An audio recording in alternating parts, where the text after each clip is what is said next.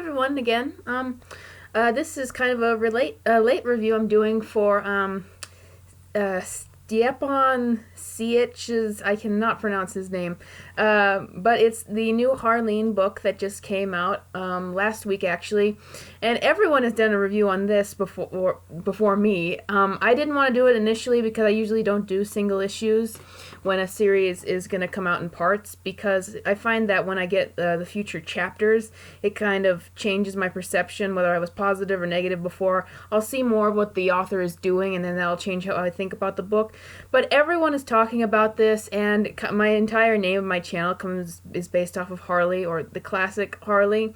And so I thought I better throw my 2 cents in about this book. Now, for those of you who don't know, Harleen is basically, it literally is fan fiction based off of Paul Dini's Mad Love. It's a fan of that story would make deviant art. He started as a deviant artist and he would make these little randoms, like these random art pieces and scenes from a story he wanted to do, which is basically a darker, even more smutty, I don't like the smuttiness of this, but we'll get to that, and more psychological thriller take on the story. And he pitched his story to DC, and they allowed him to do it in a Black Label book. So I'll talk about what's positive about it first. Actually, I might switch back and forth. Everyone talks about how amazing the artwork is, and that's pretty much how everyone found the work by this guy and what he wanted to do with this Black Label book in the first place. And not only is it great artwork, but it's great visual storytelling.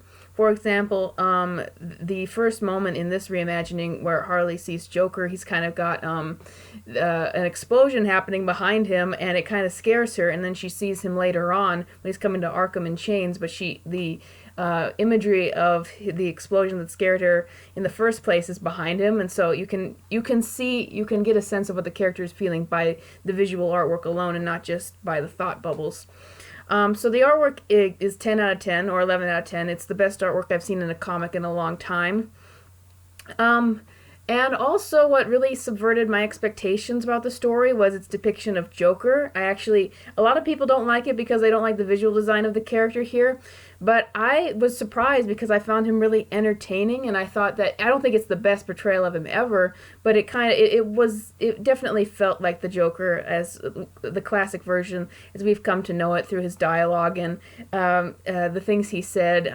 One of the better parts of the book was when he's talking about all the different pasts he has, which was done really well here, and all the different stories or lack of stories he would tell his other psychiatrists. Like, for example, one he told him he had a son who just told him to keep smiling, and so he did. Another one he falls asleep at, and another one he just is completely silent. It was just a great depiction of the Joker, and a great depiction of how he reacts to Harley.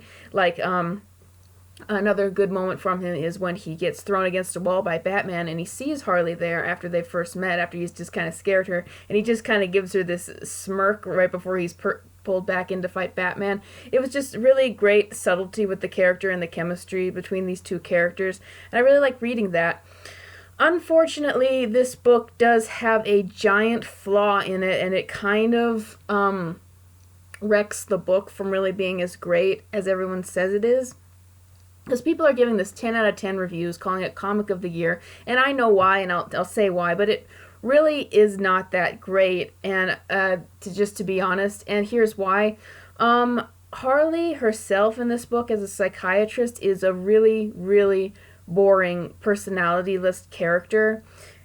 She's just the run-of-the-mill do-gooder psychiatrist. She could be anyone. There's really nothing to foreshadow why she would fall for the Joker. There's nothing to foreshadow really why he would take a specific interest in her more than anyone else. And let me explain that. In the original Paul Dini Mad Love, Harley is developed already before she meets Joker as being kind of this slightly conniving person and slightly quirky person leading up to it. She essentially cheated to get her good grades, to get her status as a psychiatrist, and she's portrayed as kind of having a bit, maybe not being completely sane even before she meets Joker there, and that really gives her a personality in the original story and shows why she would want to kind of enjoy the criminal lifestyle and why she would be interested in someone like the Joker. But that's not here. She's just a bland, boring, one-dimensional protagonist, and she's what we're stuck with for 64 pages, and it makes the story, while it's engaging to read because I was interested in the story based on the concept, it really, if you're just looking at the story objectively, it's really kind of a dull read because you just don't have anything to draw you in, and the Joker, even though I said he's very interesting, he's not in it all that much. But I'm still interested, I'm still wanting to read the rest of it just because now, the next couple of issues are going to get us more into Joker and get us more into the rogues Harley interacts with. I hope that'll be interesting. Now, as to why this is getting 10 out of 10 reviews from people, it's because this is the first book in years that we've gotten which is actually Harley Quinn, because she's kind of become a blob in recent years where she just... her original characterization has completely been thrown out, and I've been picking up comics with her again recently, and every comic I pick up, she is a different character. Like, a lot of people said, well, she's not a villain anymore, but that's not true. DC kept her a hero for No Justice and Heroes in Crisis when it was convenient to put her in those books, but then they wanted her to be in part of their Year of the Villain event that they're doing, and so they have her as a villain again for that. And it's just, they're all over the place. Any writer just seems to project on what they think crazy is and what they think the character should be, and there's just no real character or direction left. But this book is a return to form, and it's a return to the story, her most famous story, Mad Love, which is the story that everyone pretty much universally connected to the character with. And so people are just kind of thrilled to see the original character, even if it isn't the best written. They're just thrilled to see that character back. And a lot of people have been saying that this Black Label, I've seen it on multiple websites and YouTube videos, saying that they might be using these Black Label books with Harley. They have another one with her and Joker coming out this October. They might be using them to see if there's still a market for that character, or if not, what people really want her to be going forward. And if this gets us some semblance of the actual character of Harley back, because it's doing so well, then I'm all for it. I'm all for people buying this for that reason, if they're showing that they want to have the original concept of the character come back. However, that doesn't mean I'm going to say that this book is perfectly written.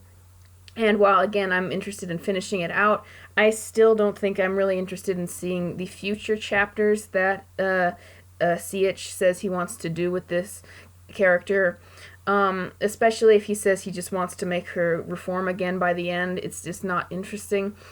And that's kind of the problem people have with seeing Harley, kind of the problem where everything with her started. People get so caught up in the sympathetic side of the character, they only want to see the heroic side. And that's where I think CH failed here, with only making her just retconning it essentially so she was just a good person. And that's kind of what kind of kills it for me, wanting to see him do so much of the character going forward. However, he has said he wants to do a Poison Ivy origin story reimagining, and I'd be all for that if he does that next to capitalize on this success. And yeah, that's what I think about it, and I hope that this story, even if it was a little bit disappointing to me because there was so much hype around it, I hope that it actually leads to better things in the future.